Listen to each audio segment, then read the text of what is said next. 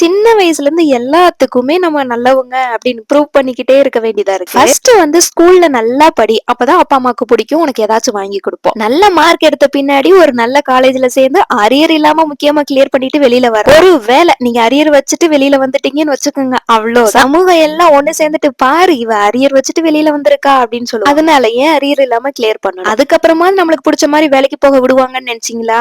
No, அப்படிலாம் கிடையவே கிடையாது. பொம்பளை பிள்ளை படிச்சு முடிச்சுன்னே வேலைக்கு போனா ஊர் உலகம் என்ன நினைக்கும்? கல்யாண வயசுல ஓ பொண்ணை கட்டி கொடுக்காம வேலைக்கு அனுப்புறாங்க பாரு அப்படின்னு சொல்லாதா அப்படின்னு சொல்லி, ஏன் இப்படி பண்ணக்கூடாது, கல்யாணம் பண்ணிட்டு வேலைக்கு போய் அப்படின்னு சொல்லுவாங்க. சரி கல்யாணம் முடிச்சிட்டு வேலைக்கு போலான்னு பார்த்தா பெரிய டாஸ்கே இருக்கு. மாமியார்ட்ட நல்ல பேர், மாமியார்ட்ட நல்ல பேர் வாங்கணும்னா என்ன செய்யணும், நல்ல வேலை செய்யணும், நல்லா சமைக்க தெரியும். அதையும் அடிச்சு பிடிச்சு நல்ல பேர் வாங்கினதுக்கு அப்புறம் புருஷனுக்கு பிடிச்ச மாதிரியே சமைச்சு கொடுக்கணும். அதுக்கப்புறம் குழந்தை பெத்துட்டு குழந்தைக்கு பிடிச்ச மாதிரியே சமைச்சு கொடுக்கணும். ட்ரெடிஷனலாவும் ட்ரெஸ் பண்ண தெரிஞ்சிருக்கணும், மாடர்னாவும் ட்ரெஸ் பண்ண தெரிஞ்சிருக்கணும், ஐபோனும் தெரிஞ்சிருக்கணும், ஆண்ட்ராய்டும் தெரிஞ்சிருக்கணும். இப்படியே எல்லாத்துக்காகவும் ப்ரூவ் பண்ணிட்டு இருந்தா எப்ப நம்ம வாழ்றது? இனிமே நமக்காக வாழுவோம்.